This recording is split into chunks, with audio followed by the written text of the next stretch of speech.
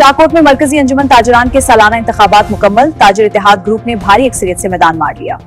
शाहकोट में मरकजी अंजुमन ताजरान के सालाना इंतखाबात मुकम्मल हो गए। रिपोर्ट मियां वसीम इश्तियाक, नुमाइंदा आज तक न्यूज शाहकोट। आप देख रहे हैं आज तक न्यूज, खबर सच के साथ। शाहकोट में मरकजी अंजुमन ताजरान के सालाना इंतखाबात जमहूरी अंदाज में मुकम्मल हो गए। ताजिर इत्तेहाद ग्रुप ने भारी अक्सरियत से मैदान मार लिया। हाजी नईम भट्टी और चौधरी मुजम्मिल जावेद सिद्धू ने वाज़ेह बरतरी हासिल करते हुए अपने हरीफ पैनल को बड़े मार्जिन से शिकस्त दे दी। रिपोर्ट मियां वसीम इश्तियाक, नुमाइंदा आज तक न्यूज शाहकोट।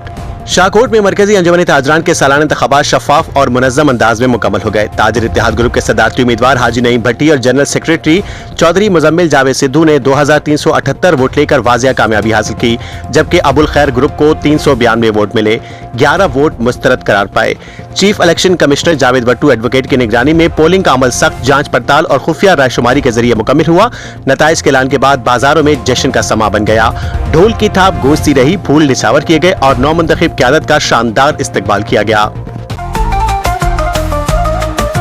आज तक न्यूज, खबर सच के साथ।